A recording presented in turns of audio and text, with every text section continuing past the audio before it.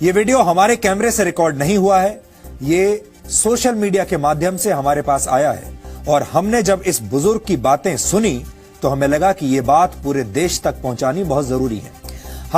हम इस वीडियो की पुष्टि नहीं कर सकते, लेकिन इस वीडियो में जो विचार हैं उन पर ध्यान देना आज पूरे देश के लिए जरूरी है और इसीलिए आज ये वीडियो हम आपको दिखा रहे हैं। आप सुनिए ध्यान से इस वीडियो में ये जो शख्स हैं ये क्या कह रहे हैं और मुझे यकीन है आपको इनकी बातें सुनकर न सिर्फ अच्छा लगेगा बल्कि आप इनसे सहमत भी होंगे। बहैसियत मुसलमान मैं मायूसी की कभी हिमायत नहीं कर सकता, मायूसी की वकालत नहीं कर सकता, मायूसी को सपोर्ट नहीं कर सकता। इस्लाम में मुसलमानों के लिए मायूसी की कोई जगह नहीं है। हम बुझते हुए चिराग ज़रूर हैं, मगर अंधेरों को खौफ हमी से है। हम टिमटिमाते हुए चिराग सही हैं, मगर यकीन मानिए अंधेरे को अगर कोई मिटा सकता है तो चिराग ही मिटा सकता है। इसलिए मायूसी की तो कोई गुंजाइश नहीं। हाँ, गुस्सा ज़रूर है और गुस्सा जिंदों को हुआ करता है, मुर्दों को नहीं। मुसलमानों को अगर हालात पे गुस्सा है तो मैं उस गुस्से को मिटाऊंगा नहीं, बल्कि उस गुस्से की परवरिश करना चाहता हूँ। मैं कहता हूँ हाँ मुसलमानों, गुस्से पे आओ और इतना गुस्सा करो कि अपने अंदर छुपे हुए शैतानों से दुश्मनी शुरू कर दो। गुस्से पे आओ और उन दाढ़ी टोपी मक्कारों के खिलाफ अपने गुस्से का इजहार करो जो स्टेज से लेकर ऐवानों तक तुम्हें और हमें बेचते हैं और उनकी शक्ल मुसलमानों जैसी होती है। हाँ मुसलमानों, गुस्सा दिखाना है तो ज़रूर दिखाओ। अपने घरों के उन माँ बहनों के बारे में दिखाओ जो बुर्का पहनकर शरीयत के खिलाफ चंद सिक्कों में बिक जाया करती हैं और हम सब के सर शर्म से नीचे झुक चुके हैं। आखिर हमारे इदारे क्या कर रहे हैं? आखिर हमारी अंजुमनें क्या कर रही हैं? मुसलमानों, गुस्सा करना है, मायूस मत हो। अगर करना है तो एक काम करो, मस्जिदों का हिसाब शुरू करो, मदरसों का हिसाब शुरू करो, बोलने वालों का हिसाब शुरू करो।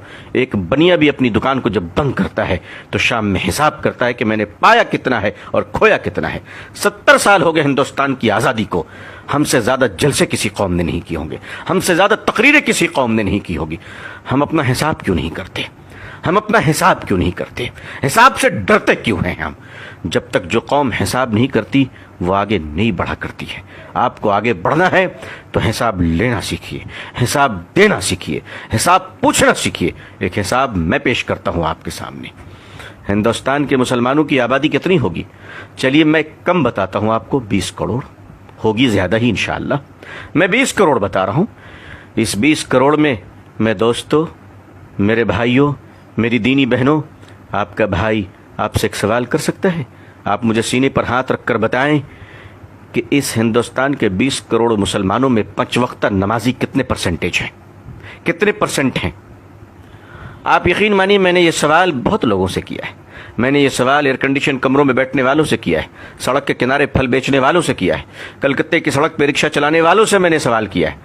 मजमूई तौर पर जो मुझे जवाब मिला है उसका एक औसत दर्जा ये है कि हिंदुस्तान में मुसलमानों में 5 वक्त नमाजी सिर्फ 2% है, सिर्फ 2%। जुमे के नमाजी 5% है, रमजान के नमाजी उससे ज्यादा है, अलविदा के नमाजी उससे ज्यादा है और ईद के नमाजी उससे ज्यादा है। मैं आपसे पूछ सकता हूं कि 20 करोड़ मुसलमानों में 2% नमाजी मुसलमान मस्जिद में आते हैं। 98% मुसलमान कहां हैं? सड़क पे, बाजार पे, क्लब में, जुए के अड्डों में, चाय की दुकानों में, होटलों में। अल्लाह की मदद किस पर आएगी और किस तरह आएगी? खुदा की नुसरत कहां गिरेगी बताओ मुझे। और ये 2% नमाजी हिंदुस्तान में क्यों हैं? उस वक्त आप सोचिए, उस वक्त जब हिंदुस्तान में 20 करोड़ मुसलमान, 3.5 लाख मदरसे, 6 लाख मस्जिदें, 4 लाख से ज्यादा उलमा और पिछले कमोबेश 150 साल से तबलीगी जमात गली गली घूम रही है। इतना करने के बाद भी 2% नमाजी। आखिर हम कर क्या रहे हैं? आखिर हम कहां हैं? अब कब तक हम शतरंज की चाल का जवाब कुश्तियों से देते रहेंगे? अगर हम अपने चाल को न बदले, अपने मिजाज को न बदले, दूसरों को सुनने का मिजाज नहीं बनाया, अपना हिसाब करना नहीं सीखा, बदतमीजियां बंद नहीं की और शराफत को इख्तियार न किया, तो दुनिया आज नफरत कर रही है, कल गली गली में भगाएगी, दौड़ाएगी। इस दुनिया को नफरत इस्लाम से नहीं है, इस दुनिया को नफरत मुसलमानों के बैड कैरेक्टर से है, मुसलमानों की बदतमीजी से है, मुसलमानों की बदज़बानी से है। मुझे माफ़ कीजिएगा, मैं सख्त बोल रहा हूँ, लेकिन मैं क्या करूँ? کوئی شادی کا منڈپ نہیں جہاں میں گلے مل کر مبارکباد دوں. میری قوم بارود کے ڈھیر پہ بیٹھی ہے, قوم کے ہزاروں جنازے تیار ہیں. میں محبت کی باتیں, سہلانے کی باتیں, چودھریوں کو سمجھانے کی باتیں, مالداروں کی خوشامد پسندی کی باتیں میں نہیں کر سکتا. جو قوم, اس قوم کا المیہ یہ ہے کہ جھوپڑی میں رہنے والوں سے لے کر محلوں میں جینے والے مسلمان سب کے کیریکٹر ایک ہی ہیں, کوئی فرق نہیں ہے. کیریکٹر کے سٹائل الگ ہیں. غریب جھوپڑیوں میں اور سڑک پہ بیٹھ کے بدتمیزی کر رہا ہے, جوا کھیل رہا ہے, اور مالدار کمروں میں بیٹھ کر انٹرنیٹ سے برائیوں کا بازار گرم کر رہا ہے. دنیا میں ہم کہاں پہنچ گئے؟ ہمیں اپنا احتساب کرنا پڑے گا. اب اسٹیج کے پہلوان نہیں, اب جلسوں کے پہلوان بن کر رت جگہ نہ کیجئے. اگر کرنا ہے تو مسلک کے دلالوں کی زبانیں کھینچ لیجئے. اب اگر کرنا ہے تو مسلک کے نام پر جیب بھرنے والے مکار دلالوں کو اس قوم سے روکی, اس قوم کو بچا لیجئے. میرے بھائیوں, آج اگر حال یہ ہے تو ہمارے اور آپ کے بچوں کا کیا حال ہوگا؟ ہمارے آنے والی نسلیں کہاں جائیں گی؟ تو میں آپ سے فریاد کرتا ہوں, آنے والی نسلوں کو بچا لیجئے. ہم سے پہلے جو گزرے ہیں, اگر انہوں نے کام کیا ہوتا تو ہمیں یہ دن نہ دیکھنا پڑتا, لیکن انہوں نے کام کیا. انہوں نے یونیورسٹی نہیں بنائی, انہوں نے تاج محل بنایا. اگر وہ یونیورسٹی بنا کے دیے ہوتے, بے شک اللہ جزائے خیر دے ہمارے علماء کو, بزرگوں کو, کہ جنہوں نے مدارس قائم کر دیا. کم از کم آج ہمارے چہرے پہ داڑھی, سر پہ ٹوپی اور زبان پہ اللہ کا نام تو باقی ہے. بے شک ہم اپنے بزرگوں کے قدردان ہیں, ان کی جوتیوں کو اپنے سر پہ رکھنا اپنی خوش نصیبی سمجھتے ہیں. اللہ والوں کا احترام اب خود پر واجب سمجھتا ہوں. لیکن اگر میں سخت کلام کہتا ہوں, سخت جملے کہتا ہوں, تو یقین مانیے میں اپنے بزرگوں کی شان میں گستاخی نہیں, بلکہ میں ایک گنہگار آپ نیک کار بھائیوں کو جگانا چاہتا ہوں کہ ہمیں اس بے بسی کے عالم سے آئیے ہم سب ایک دوسرے کو نکالیں.